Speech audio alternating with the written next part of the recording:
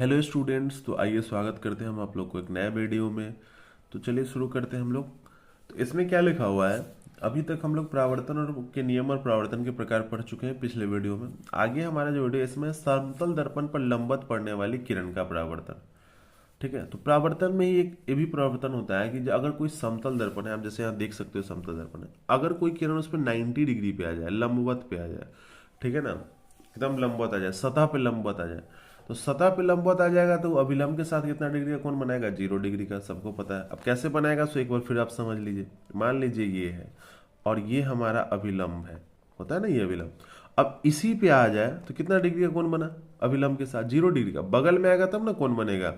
जैसे आप देख लो, या अगर मिरर है, ये हमारा अभिलंब है, अगर यहाँ आएगा तब ना अभिलंब के साथ हुआ, और यहाँ आया फिर घटा कोण और इसी पर आ गया तो क्या हो गया? 0 डिग्री का कोण हो जाएगा कि नहीं हो जाएगा?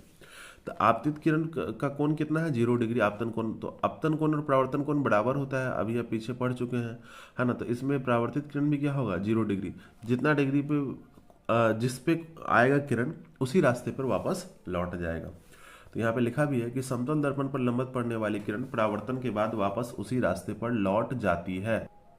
अब आइए देखते हैं क्या हुआ। तो ये तो आपको समझ में आ गया हो। अब आइए देखते हैं प्रतिबिंब। प्रतिबिंब यानी कि इमेज। इमेज क्या होता है?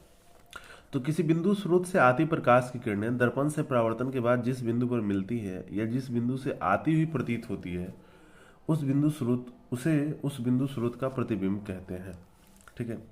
अब देखो, मान लो कोई भी बिंदु स्रोत से किरणें आई, है ना, वहां से चल के प्रकाश की किरण आई और दर्पण पर टकराई, और टकराने के बाद परावर्तन हुआ। तो एक किरण तो आई नहीं होगी, कई किरणें आई होंगी।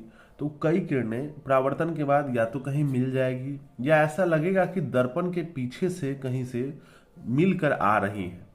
तो जहां वास्तव में या तो मिल जाएगी, वहां पे उसका प्रतिबिंब, उस बिंदु स्रोत का वो प्रतिबिंब हो जाएगा वह बिंदु, या जिस बिंदु से वह दर्पण के पीछे से आती हुई समझ में आएगी, तो उसी बिंदु को हम लोग उस दर्पण का प्रतिबिंब कहेंगे, उस बिंदु स्रोत का प्रतिबिंब कहेंगे। इसको हम लोग चित्र बना के देखेंगे। ठीक है। देखिए, प्रतिबिंब दो प्रकार के होते हैं। एक होता है वास्तविक प्रतिबिंब। अभी अब इसमें देखे होगे, आप पढ़े होइएगा कि जिस बिंदु पर मिलती है, अगर मिल गई तो वास्तविक प्रतिबिंब, और आती हुई प्रतीत हुई तो एक आभासी या काल्पनिक प्रतिबिंब। तो क्या लिखा हुआ? किसी बिंदु स्रोत से आती प्रकाश की किरणें दर्पण से परावर्तन के बाद जिस बिंदु पर वास्तव में मिलती है उसे उस बिंदु स्रोत का वास्तविक प्रतिबिंब कहते हैं। यानी कि बिंदु स्रोत से किरण आई, टकराई, और टकराकर वास्तव में मिली, ऐसा नहीं प्रतीत नहीं हुआ, वास्तव में मिली, तब उसे हम क्या कहेंगे? वास्तविक प्रतिबिंब। और वास्तविक प्रतिबिंब का गुण क्या होता है कि इसे आप पर्दे पे प्राप्त कर सकते हैं, यानी कि जहां वो मिल रही वहां पर्दा लगा दीजिए तो उसका प्रतिबिंब वहां दिख जाएगा। दूसरा है, ये वस्तु की अपेक्षा हमेशा उल्टा बनेगा। अगर वस्तु को आप ऐसे रखे हुए सीधा, तो प्रतिबिंब ऐसे बनेगा वास्तविक। ठीक है। अब आभासी प्रतिबिंब। किसी बिंदु स्रोत से आती प्रकाश की किरणें परावर्तन के बाद जिस बिंदु से आती हुई प्रतीत होती है उसे उस बिंदु स्रोत का आभासी प्रतिबिंब कहते हैं। अब होता क्या है कि मान लीजिए कोई बिंदु स्रोत है, अब उसकी जो किरणें हैं वो परावर्तन के बाद अगर वास्तव में नहीं मिले, लगे कि कहीं से पीछे से आती हुई प्रतीत हो रही है, तो जहां पीछे से जिस बिंदु से आती हुई प्रतीत होगी वही बिंदु उसका क्या कहलाएगा? तो आभासी प्रतिबिंब कहलाएगा। ठीक है। अब आभासी प्रतिबिंब की खासियत क्या होती है कि दर्पण के चूंकि पीछे रहता है, दर्पण के पीछे कुछ है नहीं, तो वहां पर्दा भी लगाओगे तो आपको कुछ प्रतिबिंब मिलेगा नहीं, इसलिए उसे पर्दे में प्राप्त नहीं किया जा सकता। अब देखो, ये क्या होता है, ये वस्तु की अपेक्षा हमेशा सीधा बनता है, यानी कि अगर वस्तु ऐसे है ऊपर की ओर तो प्रतिबिंब भी ऐसे ही होगा। इसे हमेशा टूटी रेखा से दिखाया जाता है। तो प्रतिबिंब को अगर दिखाना चाहते हो आपको टूटी रेखा का मतलब ऐसे देखो, dash dash dash dash dash से दिखाना पड़ता है इसका प्रतिबिंब अगर हम लोग बनाते हैं। तो आइए हम लोग बना के देखते हैं पहले दो प्रतिबिंब को, एक वास्तविक का और एक आभासी का, है ना। तो उम्मीद करते हैं कि आपको समझ में आ जाएगा। तो आप देखो, यहाँ पे हम एक दर्पण बना रहे हैं, ठीक है।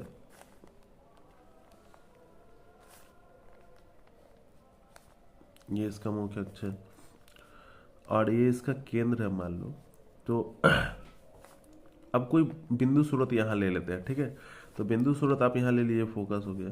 तो बिंदु स्रोत से मान लो कि एक किरण ऐसे चला, है ना, एक किरण क्या हुआ? ऐसे चला, ये थोड़ा सा ऐसे बना रहे, और चलने के बाद ये परावर्तन के बाद ऐसे गुजरा, ठीक है। और एक किरण ऐसे चला, ठीक है, और ये परावर्तन के बाद ऐसे गुजरा। अब देखो, यहाँ वास्तव में मिल गया। तो इस बिंदु स्रोत, अगर मान लो बिंदु स्रोत ए है, यहाँ से दो किरणें चली है और दोनों किरणें वास्तव में यहाँ मिल गई है ना। तो दोनों किरणें चूंकि वास्तव में यहाँ मिल गई है तो यहाँ जो ए डैश बनेगा यह कैसा प्रतिबिंब होगा, वास्तविक प्रतिबिंब होगा। कैसा होगा, वास्तविक प्रतिबिंब। ठीक है। अब देखो इसमें क्या होगा कि एक चीज और है। अगर मान लो कि ये दर्पण अगर बनाए हो आप और यहाँ है ऐसे और ये इसका फोकस और ये इसका सेंटर है, मान लो एक बिंदु स्रोत यहाँ ले लो। तो अब ये बिंदु स्रोत क्या होगा, तो एक किरण ऐसे समांतर यहाँ से चला तो ये ऐसे गुजर जाएगा फोकस से, ठीक है। और एक किरण ऐसे गया सेंटर से तो ये ऐसे चला, ये कभी इधर मिलेगा क्या, नहीं मिलेगा ना।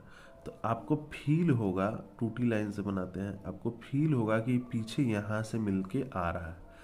तो इस बिंदु स्रोत का आपको फील हो रहा है ना कि यहाँ से मिलके आ रहा है, क्योंकि इधर तो कभी मिलने वाला है नहीं। तो ये जो ए डैश बनेगा ये कौन सा प्रतिबिंब हो जाएगा, आभासी प्रतिबिंब, या फिर इसको काल्पनिक भी कहा जाता है, काल्पनिक प्रतिबिंब, है ना। तो आप देख सकते हो कि जब हमारा वास्तव में मिल गया तो वास्तविक प्रतिबिंब, और जब ऐसा लग रहा है कि कहीं अब देखो टूटी लाइन बनाए ना, तो पीछे से कहीं से आ रहा है तो कैसा प्रतिबिंब होता है, काल्पनिक। अब ऐसा कब प्रतीत होगा, जब ये कभी मिलने का चांस ही नहीं, इधर तो फैल रहा है ना, तो फैलने वाला कभी मिलेगा तो कहीं ना कहीं पीछे से मिलकर आ रहा होगा। तो इसे हम लोग क्या कहते हैं, आभासी या काल्पनिक प्रतिबिंब। तो उम्मीद करते हैं कि आपको ये अच्छे से समझ में आ गया होगा, है ना। आप वीडियो को देखें बार बार और इसका नोट्स जरूर बनाते रहें, ठीक है। तो मिलते हैं अगले वीडियो में, तब तक के लिए धन्यवाद।